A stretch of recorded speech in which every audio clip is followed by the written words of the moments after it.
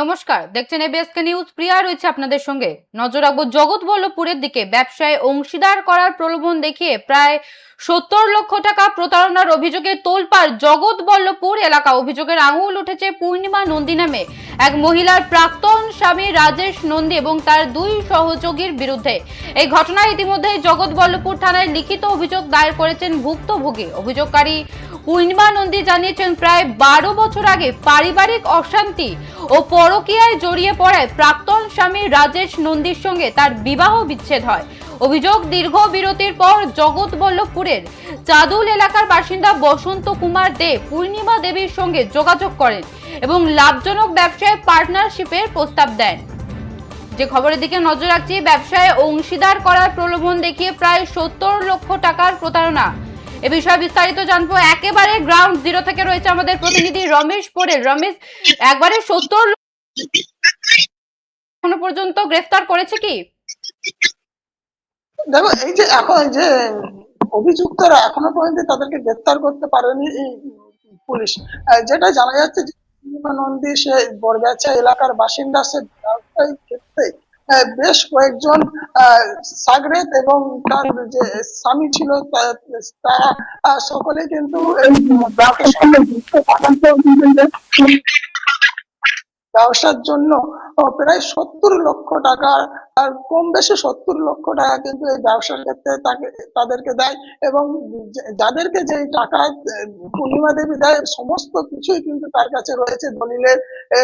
Partnership করে যে বিভিন্ন জায়গায় যে কাজ চলছিল সেই সমস্ত কাজের পার্টনারশিপ করার জন্য এই টাকা নেয়। তারপরে কিন্তু যখন পূর্ণিমা দেবী তাদের কাছ থেকে টাকা আনতে যায় তখন কিন্তু টাকা না দেওয়ার এবং প্রাণে মারার হুমকি পর্যন্ত দেয় পূর্ণিমা দেবীকে। আমি সরাসরি পূর্ণিমা দেবীকে জেনে নেওয়ার চেষ্টা করব যে বিষয়টা কি হয়েছিল, কি কারণে তাকে প্রাণে মারার হুমকি দিচ্ছে, কি কারণে তাদেরকে টাকা দিয়েছিল, এর সঙ্গে কারা কারা যুক্ত, সকল সেইটা পুরো সরাসরি জানবো পূর্ণিমা দেবীর কাছে। কি কি ঘটনা ঘটেছিল, কেন টাকা নিয়ে? বসন্ত দামে মানে আমাকে ওরা ফোন করে, ফোন না ধরার জন্য। একটা বন্ধুত্বের সম্পর্ক ছিল মন্ডল মার্কেটে। ও যখন সুব্রত দত্ত আর বসন্ত দে ওখানে ফ্ল্যাট কনস্ট্রাকশন করে, ওখানে একটা ফ্ল্যাট কিনেছিলাম। ওখান থেকে ওদের সাথে আমার একটা বন্ধুত্বের সম্পর্ক তৈরি হয়। তারপরে বন্ধুত্বের সম্পর্ক হতে হতে যে বৌদি এরকম বিপদে পড়েছি, টাকা আমাকে কিছু দেবেন ধার হিসাবে, তো দিয়েছিলাম, যে বিপদে দিতেই হবে তো দিয়েছিলাম। তারপরে দিতে এই টাকাটা রিটার্ন করবো করে টাকাটা দেয়নি। দেওয়ার পরে তারপরে একটা বললো আপনাকে একটা মাসে টাকা দেবো এরকম বলেছিল, সেইভাবে মাসে টাকা সেইভাবে দেয়নি। তো এইটা বন্ধুত্ব দিতে দিতে বন্ধুর সম্পর্ক ছিল যে বৌদি আমি এরকম কনস্ট্রাকশন কাজ করি বা জমি কেনা বেচা করি, আমাকে এরকম এখানে টাকা লাগাবে, এত টাকা দেবো। এরকম একাধিক ভাবে আমার থেকে টাকা নেয়। যে টাকা, এদের নাম কি, কে কে যুক্ত? বসন্ত দে, সমর রায়, সুব্রত রায় এবং সুদীপ রায়, এরা একাধিক ভাবে যুক্ত। এরা সবাই আমার থেকে টাকা নিয়ে গেছে। এবং টাকা নিয়ে যে এখন বলছে ওরা যে আমাকে টাকা কিছু মানে বিগত 6 মাস, 6 মাস নয়, 1 বছর 2 বছর ধরে বলছে টাকা আপনাকে রিটার্ন করে দেবো, রিটার্ন করে দেবো। যে আমরা সঙ্গে কাজ বিজনেস করবো না, আপনারা আমাকে একাধিক ভাবে ঠকাচ্ছেন আর রোজ আজ কাজ দেবো দেবো করছেন, দিচ্ছেন না, তো আপনারা আমাকে টাকা রিটার্ন করুন। না, আমার কাজ বন্ধ হয়ে গেছে। আর পাওয়ার আমাকে একটা কাজে 15 লাখ টাকা নিয়েছে, তার স্টেটমেন্ট দেখাবো বললো, আমি দেখাতে পারবো যে আপনাকে আমি 1 কোটি টাকা দেবো। সেটা পাওয়ার আমার সঙ্গে পাওয়ার একটা দলিলও করে দেয় পার্টনারশিপের। সেখান থেকে আমাকে হটিয়ে দিচ্ছে, কোনো লাভ অংশ দিচ্ছে না, কোনো রকম আমাকে টাকা রিটার্নও করছে না, পুরো হটিয়ে দিচ্ছে। টাকা চাইলে আমাকে গালিগালাজ করছে, বিশেষ করে বসন্ত দিয়ে গালিগালাজটা করে। সুব্রত রায় সুইচ বন্ধ করে দেয়, বাড়িতে টাকা চাইতে গেলে দরজা বন্ধ করে ছিটকিয়ে দিয়ে 3 তলা 2 তলায় সবাই উঠে বসে থাকে, কোনো রকম দেখা করছে না। আর দেখা করছে না, এবং আমি একাধিক ভাবে ওদেরকে বলছি যে আমার টাকাটা দিন, আমি খাবো কি, আমার মেয়েকে নিয়ে আমি পড়ে আছি, আমাকে এরকম বারবার টাকা নিয়েছে। এবং বেড়াতে যাওয়ার জন্য, যে পুরীতে একটা ভুবনেশ্বরে কাজ করার জন্য আমি টাকা দিয়েছিলাম সোনা বন্ধক দিয়ে, 10-15 লাখ টাকা, 5 লাখ টাকা ক্যাশ দিয়েছিলাম, আর 15 লাখ টাকার মতো সোনা বন্ধক দিয়ে আমি টাকা দিয়েছিলাম ভুবনেশ্বরে কাজের জন্য। এই যে সমর রায়, বসন্ত দে আর সুকান্ত, আমরা এইসব গিয়েছিলাম পুরীতে ভুবনেশ্বরে কাজের জন্য। কে কে ছিলেন? সমর রায়, বসন্ত দে আর এই সুকান্ত দে আর আমি, আর আমার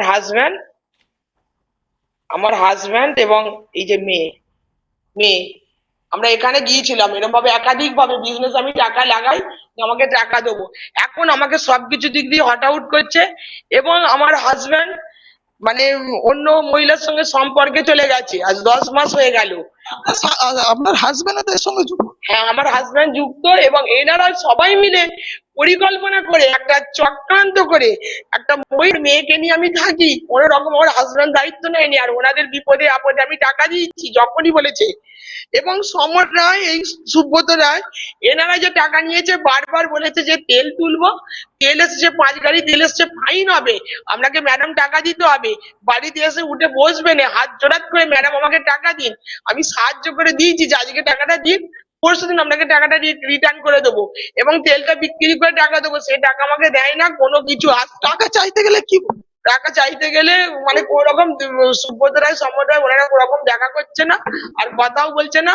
উল্টে ওরা কোর্টেতে মানে ভয়েতেই কোর্টে স্যালেন্ডার হয়েছে, এবং আমাকে মেন্টালিটি প্রেসার করার জন্য একাধিক ভাবে, মানে কোন রকম আমার নিয়ে অ্যালিগেশন নেই, আমি কোনো দুর্নীতি করিনি, আমার নামে আমার সব পেপার পত্র আছে, পেপার গুলো দেখি, পেপার পত্র গুলো যেগুলো আছে আমার পাশে, যে একাধিক ভাবে আমার থেকে টাকা নিয়েছে, পেপার থাকা সত্ত্বেও কোন রকম আমাকে টাকা পয়সা কিছু দিচ্ছে না।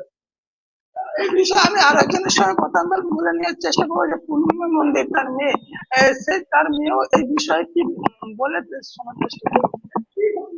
হ্যাঁ, আমি প্রথমে আমাদের বাড়ির যে ওরা যে এসেছে, বসন্ত দে, সুব্রত রায়, ওরা যে সমস্ত এসে আমার মায়ের থেকে যেভাবে ওরা মানে মিথ্যে ভাবে যে টাকা নিয়ে গেছে, প্রতারণা করেছে, যে টাকা নিয়ে গেছে, তার ভিডিওটা আমি আপনাদের সিসিটিভি ক্যামেরার ফুটেজটা আপনাদের এখন ফার্স্টে দেখাই। এই যে দেখুন কিভাবে বসন্ত দে আমার মায়ের থেকে কিভাবে টাকা নিয়ে গেছে, এই যে এরকম ভাবে, এই দেখুন সুব্রত রায়, এটা বসন্ত দে আমার মায়ের রান্নার জন্য, এমনকি আমার মায়ের থেকে টাকা নেবার জন্য, রান্নার জন্য কুন্নকোটা থেকে আরম্ভ করে সুব্রত রায়, সুকান্ত চক্রবর্তী, এরা সবাই এইভাবে আমার মায়ের থেকে বাড়ি বয়ে এসে যে বৌদি দিতেই হবে, আমরা আমাদের ধার হিসাবে অন্তত দিন, এইভাবে টাকা নিয়ে গিয়ে এবার আমার মায়ের সেটা 1 টাকাও নয়, আমার মায়ের অনেক, আমার দিদা, আমার বিধবা দিদা আমার মাকে দোকান বিক্রি করে কিছু টাকা দিয়েছে, এবার আমার দিদার টাকাও এখানে রয়েছে, দিদার টাকা আমাদের বিভিন্ন রিলেটিভরা দিয়েছে, তাদের টাকা। আমরা, আমাদের কাছে একটাই অনুরোধ, আমরা মাননীয় মুখ্যমন্ত্রীর কাছে হাত জোড় করে রিকোয়েস্ট করছি যে এইরকম তো দুর্নীতিগ্রস্ত লোকেদেরকে আপনারা এর কঠোর আমরা বিচার চাই, এর আপনারা বিচার করুন আপনারা। মানে এরকম ভাবে এরা বুক ফুলিয়ে সমাজে আমাদের ঘুরে যাচ্ছে একাধিক ভাবে। আমি চাই এদের বিচার করা হোক, এবং আমাদের টাকা পয়সা সমস্ত ফেরত দিক, এবং আমাদের রিলেটিভদের থেকেও যে টাকা পয়সা নিয়েছে সেই আমাদের টাকা পয়সা ফেরত দিক, এবং সেই টাকাগুলো আমরা রিলেটিভদেরকেও ফেরত দিতে পারবো। ওরা টাকাগুলো ফেরত দিলে আমি এইটাই আর্জি জানাচ্ছি আমাদের মাননীয় মুখ্যমন্ত্রীর কাছে।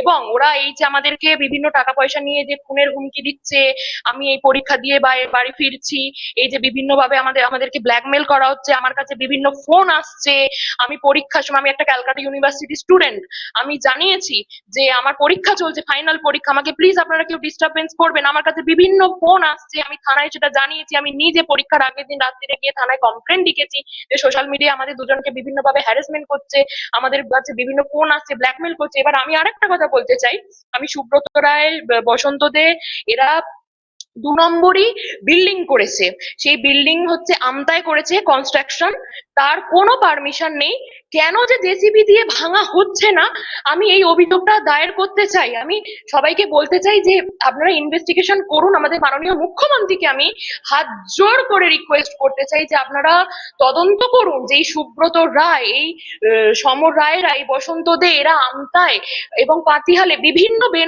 2 নম্বরই বিজনেস কনস্ট্রাকশন করেছে, তার কোনো পারমিশন নেই, যার কিছু নেই। আপনারা তদন্ত করে বার করুন সেটা জেসিবি দিয়ে কেন ভাঙা হচ্ছে না। এবং আর একটা কথা বলতে চাই, রাজেশ নন্দী আমার পিতা, আমার বাবা, যে এদের থেকে টাকা নিয়ে পারচেস হয়ে সে আজকে বিভিন্ন একাধিক মহিলার সঙ্গে পরকীয়ায় যুক্ত, এবং সেই সমস্ত নথিপত্র নিজের মেয়ের ফোনে ফরওয়ার্ড করছে, তার আমি প্রমাণ আপনাদেরকে দেখাচ্ছি। এই সমস্ত ভাবে আমার বাবা আমাদেরকে হ্যারাসমেন্ট করছে এবং এদের থেকে টাকা নিয়ে পারচেস হয়ে একাধিক মহিলার সঙ্গে যুক্ত হয়ে বিভিন্ন এবং আমার বাবা যেটা করছে কি আমাকে ফোন করে এবং আমার মাকে ফোন করে ভীষণভাবে গালিগালাজ করছে এবং আমাদের আপনারা কি চাইছেন, কি চাইছেন? আমাদের থেকে টাকা দাবি করছে। আমরা চাইছি এর কঠোরতম বিচার হোক, আমাদের টাকা আমরা ফেরত চাই।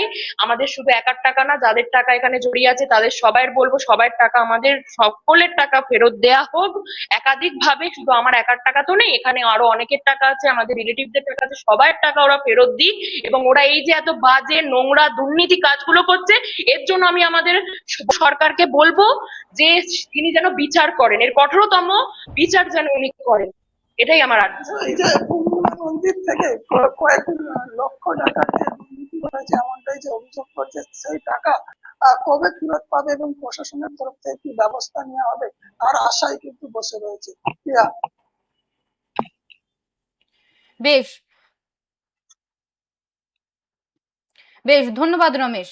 যেমনটা জানাচ্ছিলাম, ব্যবসায় অংশীদার করার প্রলোভন দেখিয়ে প্রায় 70 লক্ষ টাকা প্রতারণার অভিযোগে তোলপাড় জগৎবল্লভপুর এলাকা। অভিযোগের আঙুল উঠেছে পূর্ণিমা নন্দী নামে এক মহিলার প্রাক্তন স্বামী রাজেশ নন্দী এবং তার 2 সহযোগীর বিরুদ্ধে। এই ঘটনায় ইতিমধ্যে জগৎবল্লভপুর থানায় লিখিত অভিযোগ দায়ের করেছেন ভুক্তভোগী। অভিযোগকারী পূর্ণিমা নন্দী জানিয়েছেন, প্রায় 12 বছর আগে পারিবারিক অশান্তি ও পরকীয়ায় জড়িয়ে পড়ায় প্রাক্তন স্বামী রাজেশ নন্দীর সঙ্গে তার বিবাহ বিচ্ছেদ হয়। অভিযোগ, দীর্ঘ বিরতির পর জগৎবল্লভপুরের চাঁদুল এলাকার বাসিন্দা বসন্ত কুমার দে পূর্ণিমা দেবীর সঙ্গে যোগাযোগ করেন এবং লাভজনক ব্যবসায় পার্টনারশিপের প্রস্তাব দেন। সেই প্রস্তাবে বিশ্বাস করে পূর্ণিমা দেবী বিনিয়োগ শুরু করেন। ভুক্তভোগীর দাবি, টাকা দেওয়ার পর তিনি জানতে পারেন ওই ব্যবসার নেপথ্যে বসন্ত কুমার দে ছাড়াও তার প্রাক্তন স্বামী রাজেশ নন্দী এবং সুব্রত রায় জড়িয়ে রয়েছেন। চুক্তিমতো ব্যবসায় লাভাংশ তো দূরের কথা, বিনিয়োগ করা মূলধনও ফেরত দেওয়া হয়নি। বারংবার টাকা ফেরত চাইতে গেলেও ওই 3 ব্যক্তি তাকে নানাভাবে ঘোরাতে থাকেন।